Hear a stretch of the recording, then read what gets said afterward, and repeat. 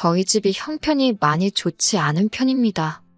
지방에 거주하고 있는데 믿기지 않으시겠지만 제가 어릴 적에는 비가 오면 천장에서 물이 뚝뚝 떨어지는 집에서 살았어요.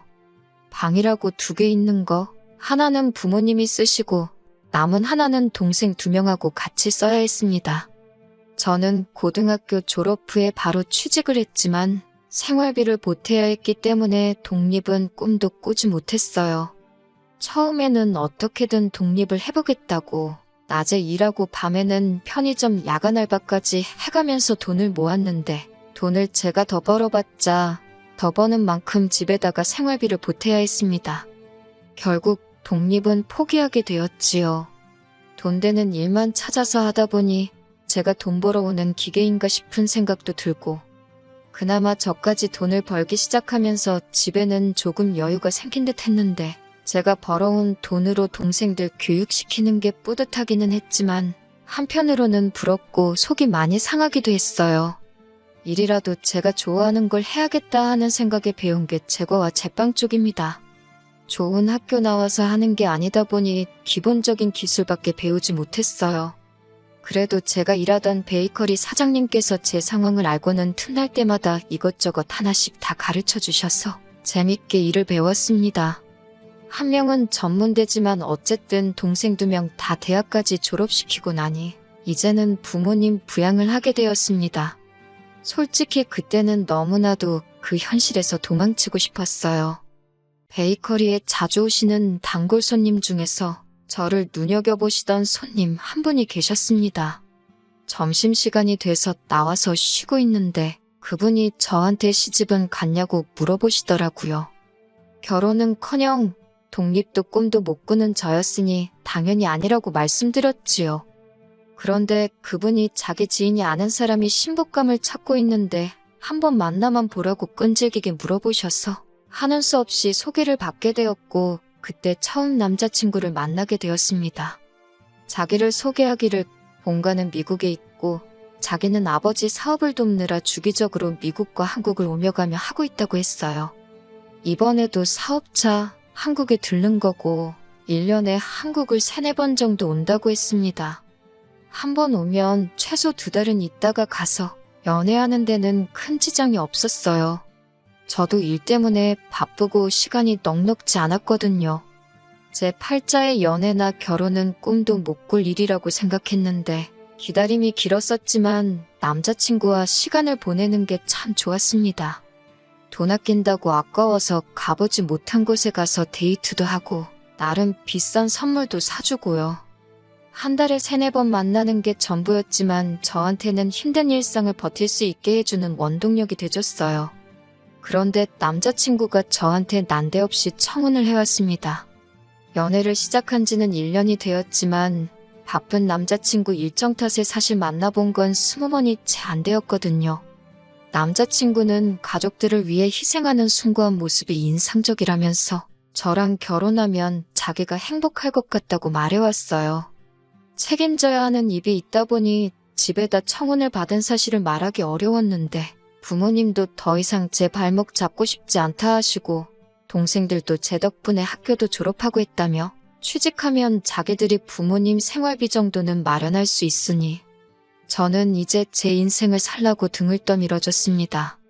남자친구도 저한테 했던 말이 한국하고는 다르게 미국은 빵의 주식이 아니겠냐고 빵 만드는 기술자들 대우가 한국하고는 비교도 할 수 없을 정도라고 하면서 미국 베이커리에 취직하면 여기서 버는 돈의 몇 배를 벌 텐데 생활비 보내드리는 거 가지고 자기가 뭐라고 하겠느냐는 말도 해줬었거든요.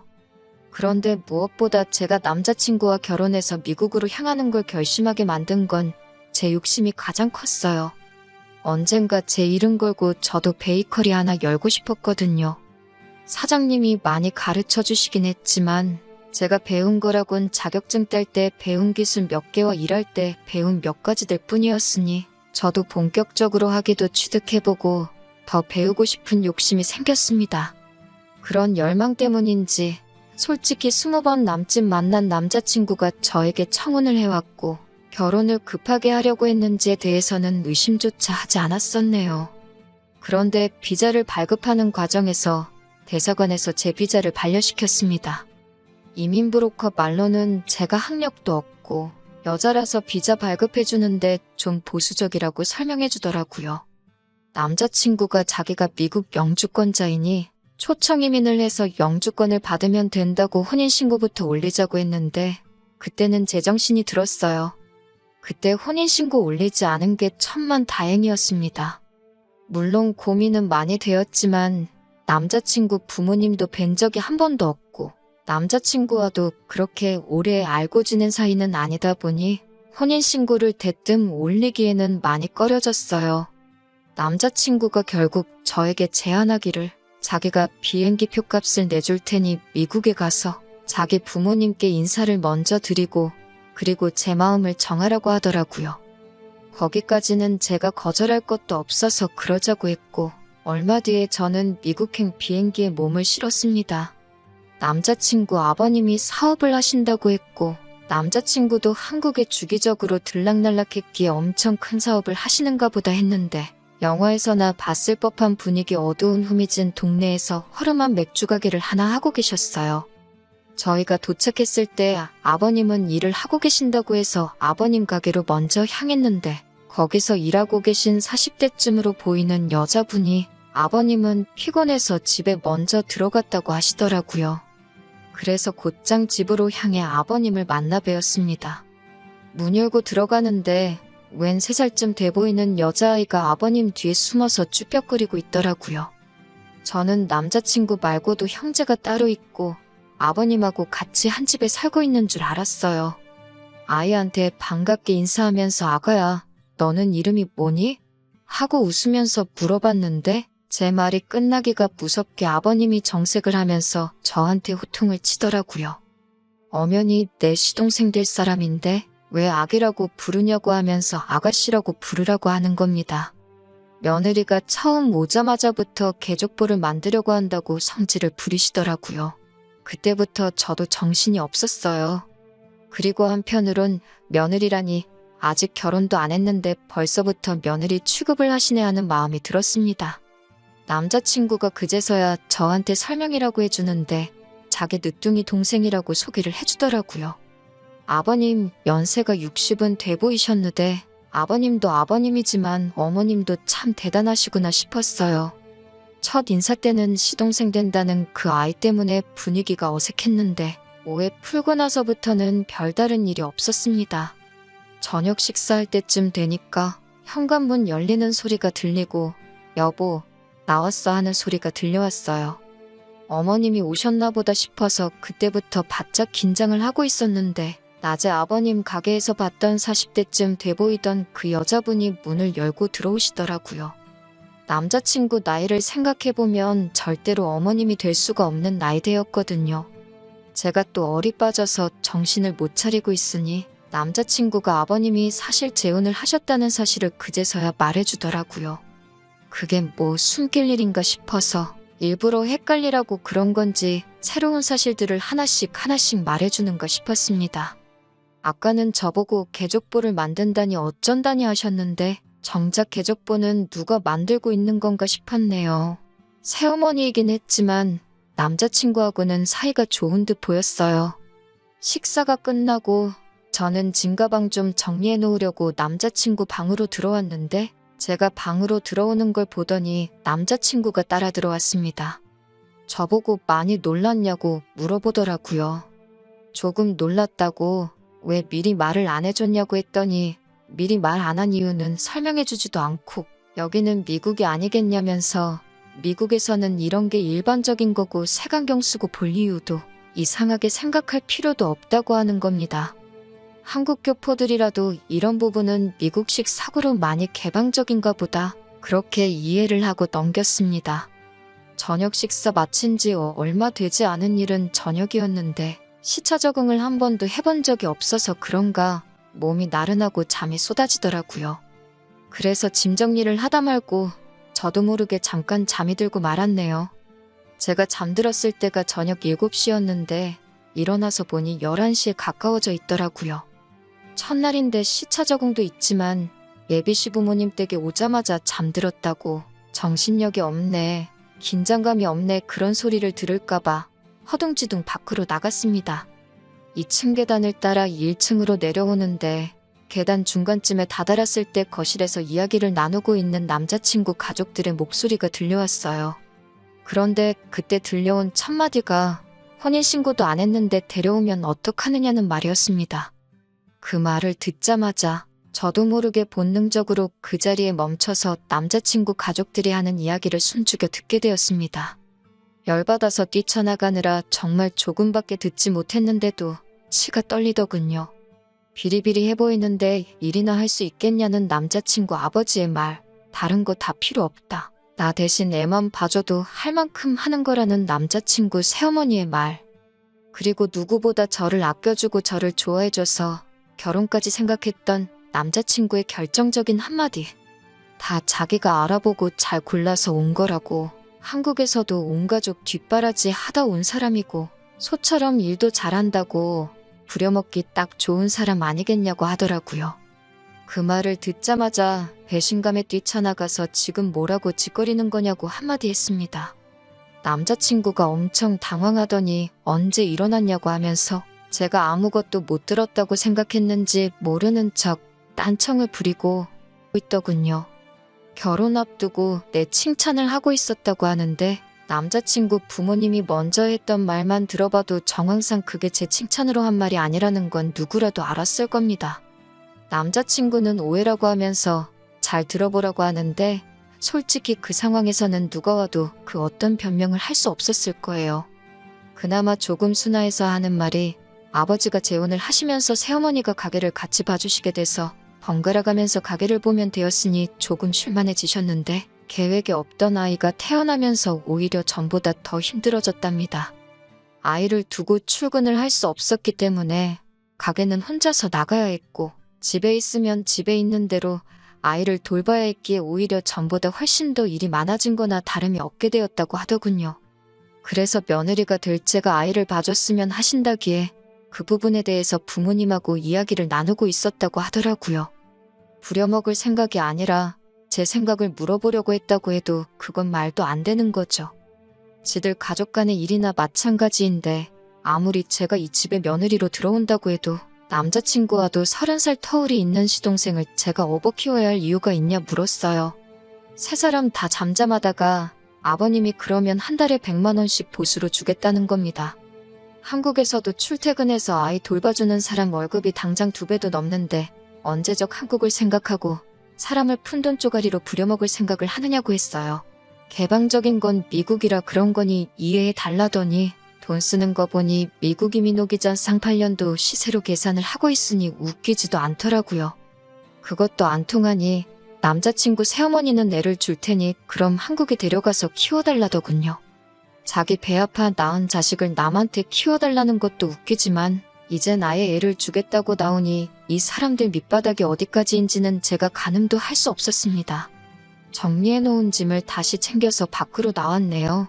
남자친구는 쫓아와서는 지가 다 설명할 수 있다고 하는데 애초에 처음부터 저한테 접근한 의도가 뻔한데 뭘 설명하려는가 했지요.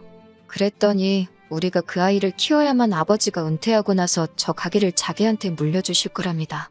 사업이라고 말만 번지르르하게 했지 어디 동네에 있는 귀신 나올 것 같이 다 부스러져가는 허름한 가게 가지고 왜 저러나 싶더군요. 애만 봐주면 그 가게가 니께 되는 거냐고. 잘 됐다고. 네가 그 애 대신 키워주고 가게 받으면 되겠다고. 남 시켜먹을 생각하지 말고. 네 앞가림은 네가 스스로 하라고 한마디 했습니다. 그제서야 쫓아오던 남자친구도 포기했는지 발길을 돌려서 돌아가더군요. 스스로 힘들었던 현실에서 도피하고 싶어서 뭣도 모르고 제 발로 지옥으로 데려갈 뻔한 걸 정말 운 좋게 탈출할 수 있었네요. 힘들었지만 가족들 위해 착하게 살아와서 그래서 복을 받은 것 같습니다. 비자가 안 나왔던 것부터 혼인신고 안 올리고 버텼던 것까지 그리고 그 순간에 잠에서 깨서 그 시커먼 본심을 제가 알아채게 될 때까지요. 하마터면 사기 결혼 당할 뻔한 거잖아요. 한국에 돌아오니 저희 가족들도 엄청 많이 놀란 듯 보였습니다. 그리고 부모님께서 저한테 사과를 하더라고요. 그동안 저만 너무 고생시킨 것 같다고 미안하다고요. 하마터면 우리 집 소중한 첫째를 지옥 불구덩이로 헐값에 팔아버릴 뻔했다고 하시면서 말입니다. 동생들도 이제는 너무 조급해하지 말고 우리 한국 땅에서 제가 하고 싶은 일 찾아서 공부도 해보고 늦었지만 꿈을 이뤘으면 좋겠다고 하더라고요.